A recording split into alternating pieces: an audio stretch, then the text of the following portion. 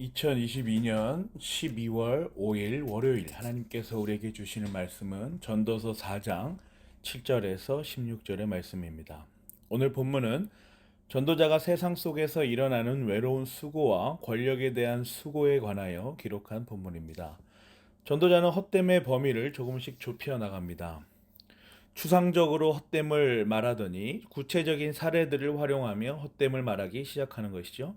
8절 보세요. 한 남자가 있다. 자식도 형제도 없이 혼자 산다. 그러나 그는 쉬지도 않고 일만 하며 산다. 그렇게 해서 모은 재산도 그의 눈에는 차지 않는다.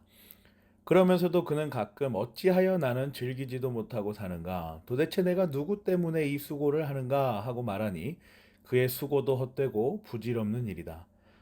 쉬지 않고 열심히 일만 하고 사는 한 남자가 소개됩니다. 요즘 말로 말하면 앞만 보고 달리는 사람이죠. 여러 매체들을 통해서 이런 부류의 사람들이 등장합니다.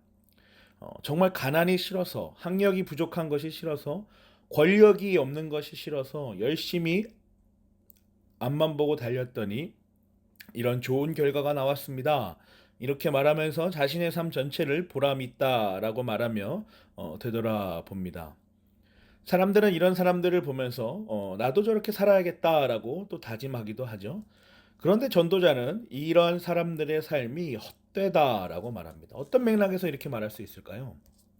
어찌하여 도대체 8절 보세요. 8절에 이런 말이 사용되어 있죠. 이 사람은 만족을 할 줄 모르는 사람이라는 겁니다.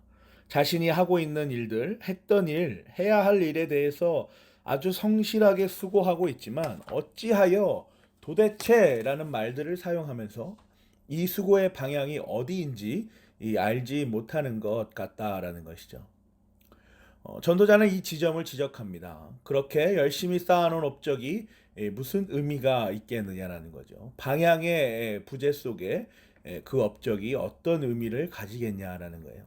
전도자는 일을 그런 식으로 열심히 하지 말라 이 방향으로 논지를 끌고 가지 않아요. 보세요. 9절에서 12절입니다. 혼자보다는 둘이 더 낫다. 두 사람이 함께 일할 때에 더 좋은 결과를 얻을 수 있기 때문이다. 그 가운데 하나가 넘어지면 다른 한 사람이 자기의 동물을 세워 일으켜 줄 수 있다. 그러나 혼자 가다가 넘어지면 딱하게도 일으켜 줄 사람이 없다. 또 둘이 누우면 따뜻하지만 혼자라면 어찌 따뜻하겠는가. 혼자 싸우면 지지만 둘이 힘을 합하면 적에게 맞설 수 있다. 세 겹줄은 쉽게 끊어지지 않는다.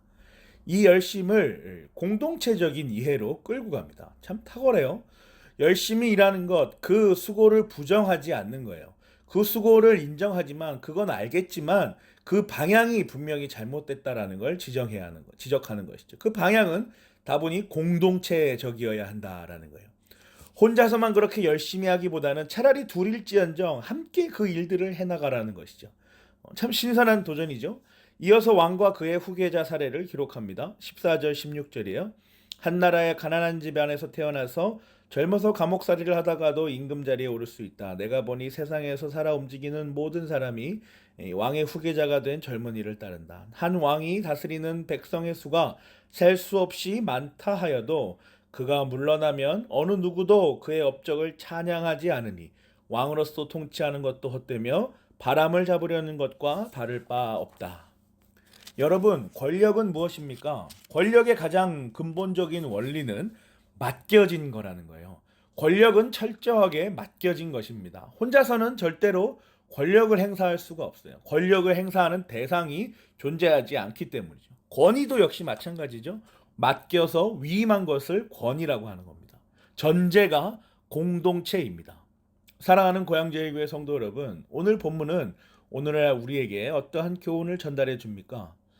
오늘날 우리는 개인의 권리를 너무나도 귀하게 여긴 나머지 공동체적인 의식이 예전에 비해 많이 부족하다는 이야기를 종종 듣습니다. 또한 너무나 뛰어난 한 개인이 어떤 조직이나 공동체 속에 소속되어 들어가기 시작하면 힘들어하는 모습들을 우리 주변에서 적지 않게 볼 수 있죠. 오늘 본문은 이러한 세대를 향한 권면의 메시지입니다. 그런데 흥미로운 것은 이러한 현상은 오늘날 현대뿐만 아니라 과거에도 있었다라는 사실이죠. 정도자가 가장 가슴 깊이 묵상하며 애통해하는 대목이 바로 이 부분입니다. 오늘날뿐만 아니라 과거에도 이 일이 있었다. 이 일은 인류 보편적인 문제이다. 개인이 이 공동체보다 우선되고 공동체가 개인보다 더 등한시되며 간과되는 그러한 모든 일들이 비단 오늘날 현대에만 있는 것이 아니라 이 당시에도 있었음을, 인류의 보편적인 역사 안에 일어나는 일임을 전도자는 분명하게 짚고 있는 것입니다. 우리는 공동체이니 혼자서 하지 말라는 것이죠.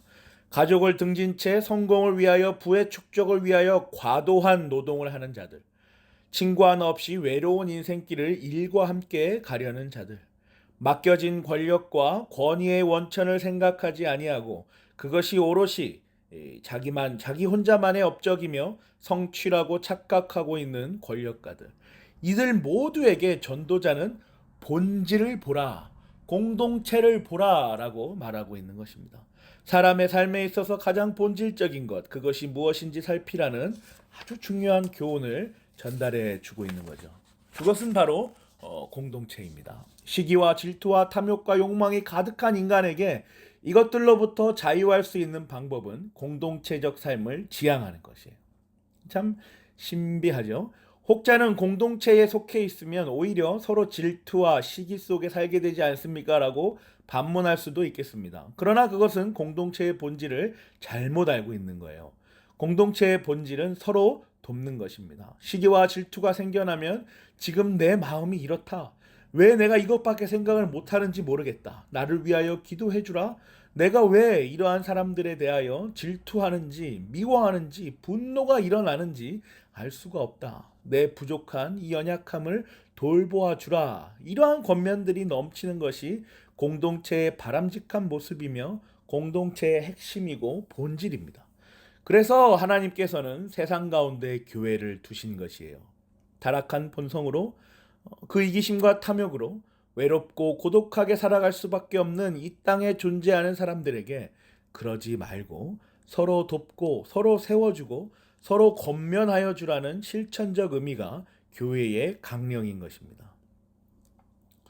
사랑하는 고향제일교회 성도 여러분, 교회 안에서, 교회 공동체 안에서 위로를 얻으시고 서로 권면하여 주시고 서로 넘어지지 않게 서로를 향해 일으켜 주십시오. 또한 서로의 영혼을 위하여 때로는 아픈 소리도 할 줄 아는 그러한 인격적인 관계와 신뢰를 누리도록 간절히 기도합니다. 이 세상의 평안과 위로와 안정이 우리 교회의 실천적인 과제임을 기억하시고 책임감을 가지고 훈련하십시다. 하나님께서 우리를 반드시 귀하고 복된 성도의 자리로 세워 주실 것입니다. 아멘.